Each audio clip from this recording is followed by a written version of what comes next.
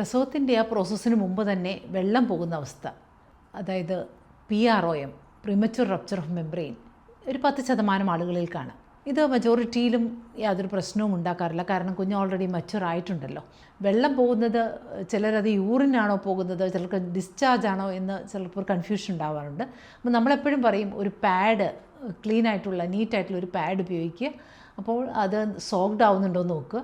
Smell നോക്കുമ്പോൾ അറിയാമല്ലോ, യൂറിനാകുമ്പോൾ അതിൻ്റേതായ ഒരു സ്മെല്ലുണ്ടാകും. അങ്ങനെ നിങ്ങൾക്ക് സംശയമുണ്ടെങ്കിൽ തീർച്ചയായിട്ടും ഡോക്ടറെ അടുത്ത് പോവുക. ഈ ഫ്ലൂയിഡിന് എന്തെങ്കിലും കളർ ചേഞ്ച്, അതായത് ബ്രൗണോ അല്ലെങ്കിൽ ഗ്രീനിഷ് കളറൊക്കെ ഉണ്ടെങ്കിൽ അതിൻ്റെ അർത്ഥം ചിലപ്പോൾ അത് മെക്കോണിയൊക്കെ പാസ് ചെയ്യുന്നതാവാം. അപ്പോൾ തീർച്ചയായിട്ടും വെയിറ്റ് ചെയ്യരുത്. അപ്പോൾ എന്തെങ്കിലും ഇൻഫെക്ഷൻസോ അങ്ങനെ എന്തെങ്കിലുമൊക്കെ ഉണ്ടെങ്കിൽ അധികം താമസിയാതെ തന്നെ നമുക്ക് ഡെലിവറിയുടെ പ്രോസസ്സ് സ്റ്റാർട്ട് ചെയ്യേണ്ടി വരും. അപ്പോൾ ഡോക്ടറെ അടുത്ത് ചെല്ലുമ്പോൾ അവർ നിങ്ങളെ എക്സാമിൻ ചെയ്യും.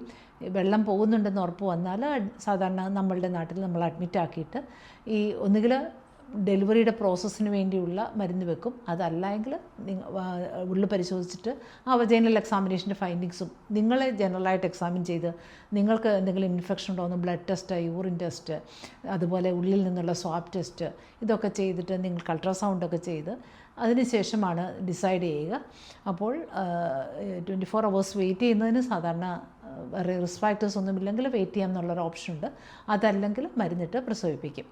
പിന്നെ ഇതിൻ്റെ കോംപ്ലിക്കേഷൻസ് സാധാരണ ഈ കുഞ്ഞിന് ചുറ്റുമുള്ള ആ മെംബ്രെയിൻ, ആ പ്രൊട്ടക്റ്റീവ് ബാരിയർ നഷ്ടപ്പെടുന്നതിനാൽ ചിലർക്ക് ഇൻഫെക്ഷൻ കൂടുതൽ വെയിറ്റ് ചെയ്താൽ, ആ 24 hours ഒന്നും വെയിറ്റ് ചെയ്യുന്നതിന് പ്രശ്നമില്ല.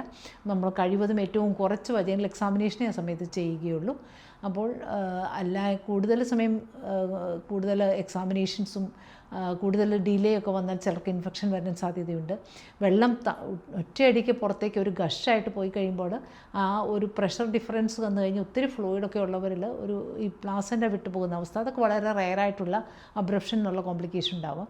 പിന്നെ കുഞ്ഞിൻ്റെ തല താഴെ ഫിക്സ്ഡ് ആയിട്ടല്ല എങ്കിൽ, യൂട്രസ് ഓപ്പൺ ആണെങ്കിൽ ചിലപ്പോൾ ഈ കോഡ് ചാടി വരുന്ന അവസ്ഥ, അങ്ങനത്തെയൊക്കെ ഒരു കോംപ്ലിക്കേഷൻസും ഉണ്ടാകാൻ സാധ്യതയുണ്ട്.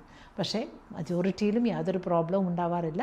അതിനുശേഷമുള്ള ഒരു 60% ആളുകൾ തന്നെ പ്രസവത്തിൻ്റെ പെയിൻ വന്നുകൊള്ളും, അല്ലെങ്കിൽ ഡോക്ടർ മരുന്നിട്ടുകൊള്ളും.